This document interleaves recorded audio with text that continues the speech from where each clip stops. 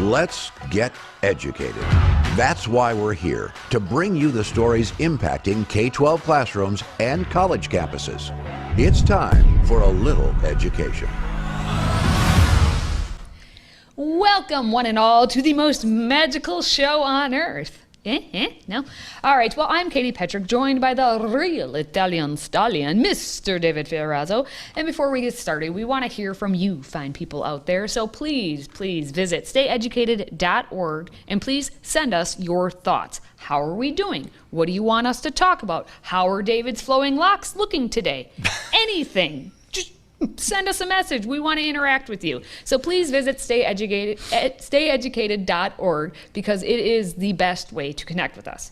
Okay, we're going to talk today. It's an interesting story we're kicking off with. A 32-year-old man who was 30, but anyway, he pretended to be a teenager in order to return to high school, and no one noticed.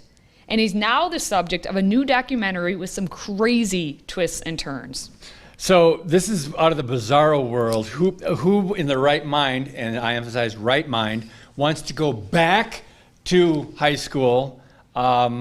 You? I mean, oh my goodness. I was that kid. I'm a nerd. Go on, sorry. All right. But I won't. Okay, how about this? When you're 30 years old? Technically, I was in school, but I was student teaching at the time. I wasn't a student. Okay, continue. All right, sorry. Well, this guy, he posed as a teenager to rejoin his old school for 2 years. He got away with it. Nobody recognized him. His name is Brian McKinnon. He re-enrolled at his alma mater, which is Beardson Academy in Glasgow, giving him a new identity of a Canadian student. That's what he did for himself. I guess he went by Brandon Lee, and he put on a fake accent to make his background as a Canadian more plausible. So let's just check out a little bit of this clip from a trailer of the documentary. Tell us what you know of Brandon Lee. Brandon Lee. Brandon Lee. Brandon Lee.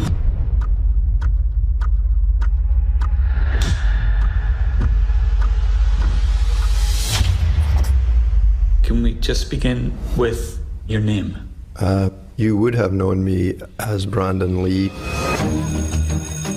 I remember my first day at Beardson Academy. It was junior year, day one. The classroom door opened, and there he was. He was quite gaunt looking, and he was really pale. He had a briefcase. Funny hair, glasses. He was one of the better pupils. Just an all-round nice guy. One of the pleasures of teaching lies in watching young people grow up. Brandon Lee acts as if he's been a pupil at Beardson Academy from the very beginning. Hiding in plain sight. It's about the best place you can hide.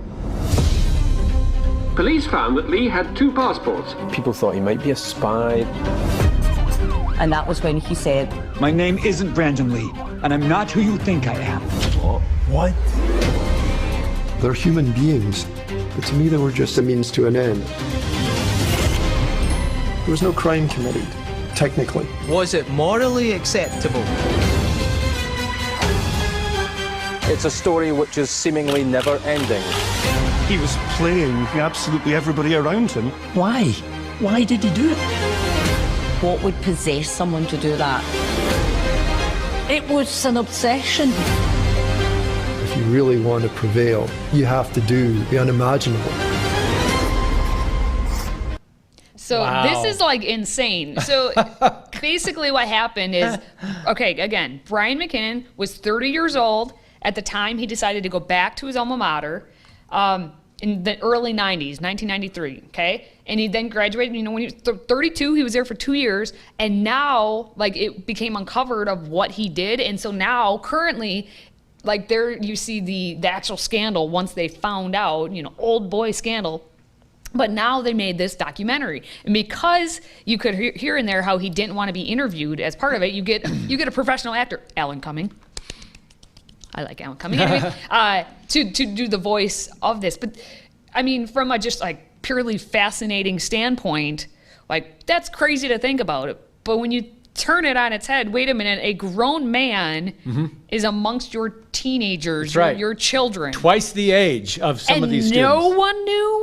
No one knew based on the watch the documentary, I guess. It'll tell you exactly how he did it, but from our standpoint of what we've learned so far, basically they didn't really check into his full story.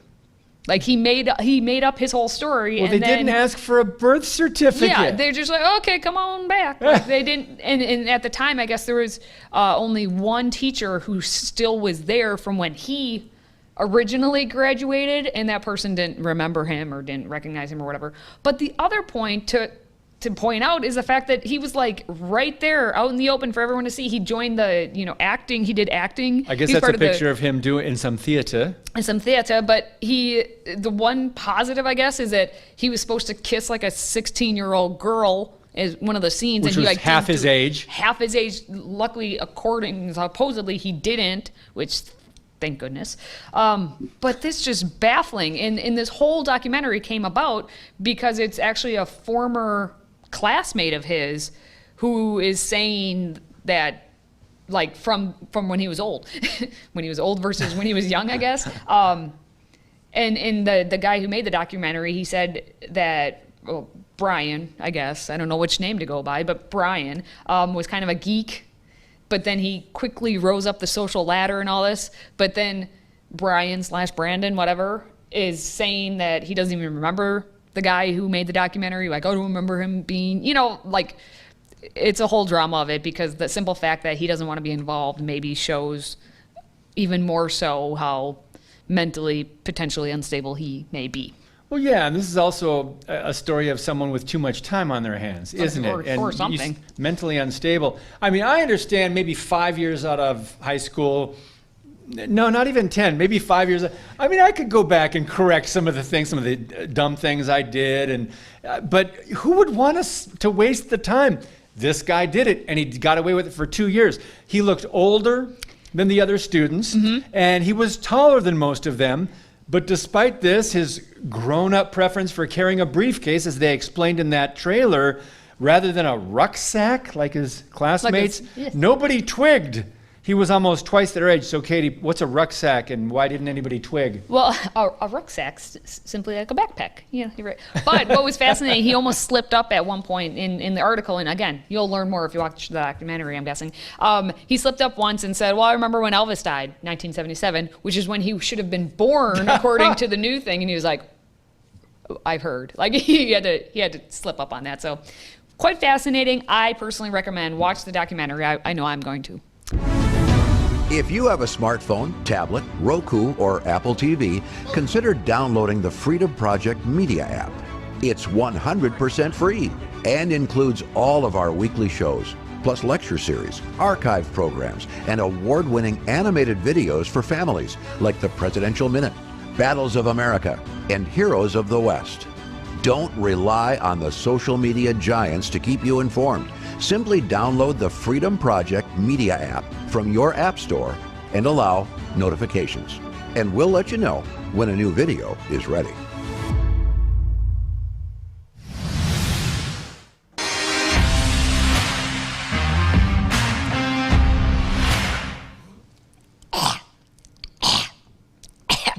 Sorry, hairball. I was told many a time that kids are not identifying as cats. It is not happening. That's just a lie. That's Seriously. Conspiracy theory. No children are identifying themselves as cats, except they are. Yes, they are. In Australia, at a private school in Melbourne, there is reportedly a year 8 non-verbal female student who identifies as a cat. And according to a source that's close to the family, they said no one seems to have a protocol for students identifying as animals, but the approach has been that if it doesn't disrupt the school, everyone is being supportive. And this female student is said to be phenomenally bright, but reportedly does not speak during the school day. And the school didn't confirm the student's behavior at all in a statement to the Herald Sun, but said that the support staff was dealing with a range of psychological issues. Yes, they were. Now, in the statement, the school said that students were presenting with, was presenting with a wide range of issues from mental health, anxiety, or identity issues. Our approach is always unique to the student, and we will take into account professional advice and the well-being of the student. Earlier this year in Michigan, a state in the U.S. Midwest, by the way, one school, I know there's a lot more, Michigan's a big state, but one school was forced to debunk claims that it implemented a litter box for kids that identify as cats. Friends, we've heard stories. We've got a couple insiders that are teachers, Christians, teachers that report to us about some of this. It's happening here. But anyway, there are litter boxes. Is that a sanitary concern there? This was in response to a concerned parent who blasted the school at a school forum. And the parent says, I'm all for creativity and imagination, but when someone lives in a fantasy world and expects other people to go along with it, I have a problem with that. We're talking about delusion, aren't we? But what difference is it, Katie, identifying as a fantasy world as far as an animal, right, a furry, and the opposite gender, or what? Can I say that? Will we get shut down for asking that question? No, yes, you will get shut down for asking that question. But you are not allowed to question. How dare you question if I may identify right now in this very moment as a cat, or, okay, yes, now I'm a male. Okay, now I'm a horse, because that's the other one. Changing moment by moment. Moment to moment. How dare you question that? That's where we're at. And we actually I've heard personally a story about, in a school district, a child, teenager, student identifying as a horse. And that the student must be allowed, according to an individualized education plan, an IEP, let's use some education jargon, that student gets to go outside and graze on the grass. I don't know for how long or to what extent, but yes, that child must be given these breaks. And yes, I have heard this as an actual story, but we're not allowed to question it because mental disorder is not a real thing according to these people. At the same time, we have Sharon Roberts, who's an associate professor of social development studies at the University of Waterloo in Ontario, Canada, who says that the furry world is growing in popularity because, it's safe and welcoming and non-judgmental community. And this same Dr. Roberts is the one who would say, how dare you question me, how dare David? You? How dare you? Coming up, a Missouri school district brings back paddling after parents ask for alternative punishments to suspensions, and California is going to push back the clock for tired students. That's next. Today's show is sponsored by our friends at MyPillow. Save up to 66% on pristine quality bedding, towels, slippers, signature pillows, and much more when you use the code EDUCATED. That's EDUCATED. Educated. Support this show and a great American company.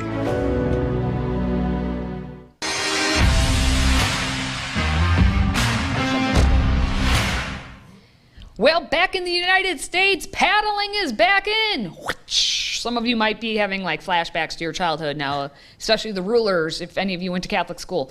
The Cassville School District in Missouri is a proper term, I think, maybe if you're going to get paddled, in Missouri is back to using corporal punishment, though it will be a last resort, I want to say, according to the administrators. School Superintendent Dr. Merrill Johnson said that policy change was the result actually of a survey that was given to parents last year. Parents said they wanted another option before their student was taken out of the classroom for misbehaving. So she said, the complaints that we have heard from some of our parents is that they don't want their students suspended. So basically they want, what's one more thing we can do before we get to that suspension? And they want another option. And so this was just another option that we could use before we get to that point of suspension. The school district will not spank any child, just so everyone's aware, unless the child's parents give their consent. Parents have to opt their children in before the paddle will be used for discipline. David, what is your experience with paddling? Boy. Did you get hit a couple times or two? I had a second grade teacher, and I will say, I will insert this now, I deserved it. Man, I was just so unruly at that time. Wait a minute, it wasn't second grade, sorry, sixth grade. Oh, Sixth grade, yep. Well, maybe you should be like that guy and go back to school, and then you can That's one year that. I would like to live over There you go. That's what you need to do. Can I get a do-over on that? Can I get sixth grade year forgiveness? No, but paddling, yeah, I deserved it. But man, I learned. Boy, did I learn not to mess with that teacher, and it kind of got me straightened out, at least for the rest of the year. Well, the seventh grade teacher then was thankful. Like, thank you, sixth grade teacher, for And you know what? Again, that's a very good point that parents have to approve of this so other people are not punishing their kids. And you've got to understand discipline. When you hear the word paddle, punishment, we're not talking child abuse. But that's what they've made this thing to be. Now, whenever you discipline a child, paddle, spank, whatever you want to call it, there are some that are so hypersensitive to anything about touching or patting, that's child abuse. So we've got to really differentiate between discipline and child abuse. All right, let's take a look at a little bit of news about the paddling.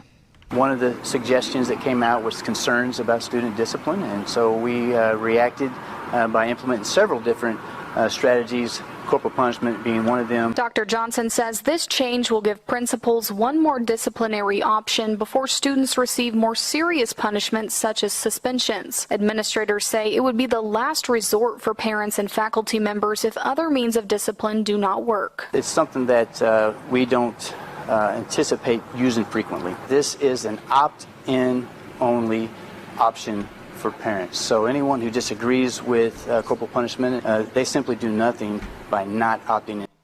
Well, it's kind of interesting because Cassville itself only has about 3,000 people. So obviously at the local diner, they're talking about this. And, you know, and the thing is that parents are the ones who said, hey, we want this. So a school district that's listening to the parents, I am shook. Wait a minute. How does that work? Anyway, it's supposed to work that way. But hey, maybe parents, students out there, you're very tired right now.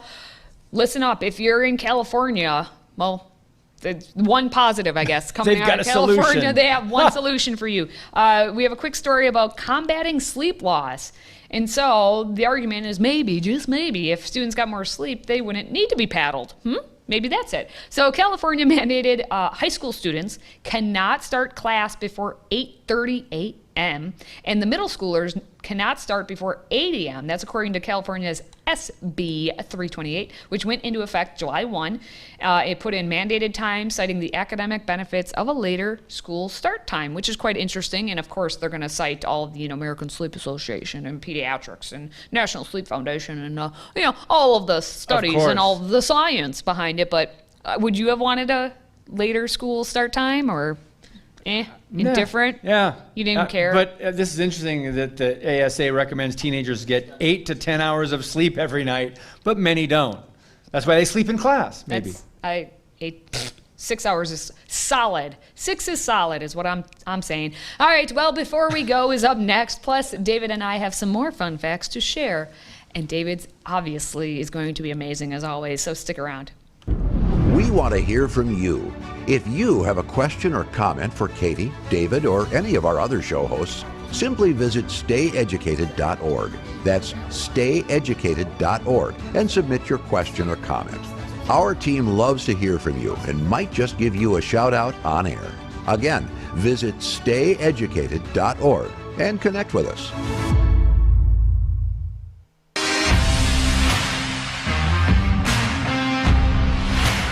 All right, before we go, Katie, what do you pay for cable? Do you have cable? And what do you pay I do not. You do not? No, I do not. There's your answer. Antenna life. What? Goose egg. All right, well, you're apparently not alone, as a new study finds for the first time ever, more people are streaming content than watching it on cable. According to the Leichtman Research Group, over the past year, cable providers have lost nearly 5.5 million customers, with the loss of another 4.5 million in the year before.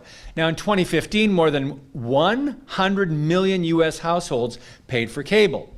That number has dropped to 82 million in the last 7 years. In contrast, streaming services account for 34.8% of total media consumption, with cable coming in just below at 34.4%. So, Katie, are more people around you cutting the cord? Do you know? Do you hear people talking about that? No, as a mom, I think are more people having babies because they're cutting the umbilical cord. Yes, That yes, cord. they are. That cord is being cut. But I don't know of anyone in my immediate life who has cable TV anymore. They either have the antenna, like how I grew up in my childhood, or they have streaming services. Wow. What about you? Cable. Oh. Yeah, I'm not a streamer, believe it or not. There's so much garbage like Netflix and this others. Anyway, well, when you're tired of watching all your favorite programming, including Educated, of course, it might be a time for a nap. But how would you feel about getting paid to take that nap? Katie, Please. are you in? Please, someone. Pay her to take a nap. Please. A New York-based mattress company called Casper is looking to fill the paid positions of Casper Sleepers. The responsibilities? Sleep in Casper stores and in unexpected settings out in the world. Unfortunately, there will be some work required when employees are awake. Namely, they'll have to create social media content sharing their experience as a professional sleeper. In addition to being paid to sleep, successful candidates will enjoy being able to wear pajamas to work. Aspiring sleepers are encouraged to show off their sleep skills on TikTok as part of their application. Katie, people are literally sleeping on the job and getting paid for it. What happened to the work ethic? Is that not a thing? You're not supposed to sleep on the job? Is that what you're telling me? You're not supposed to. Oh. Finally, let's wrap things up with everyone's favorite satire site, the Babylon Bee. Here are this week's top 5 Babylon Bee headlines. As always, we've picked our favorite Babylon Bee headlines to see which one you think should be crowned numero uno, Queen of the Hive. And we start with Biden to forgive $10,000 in student loans.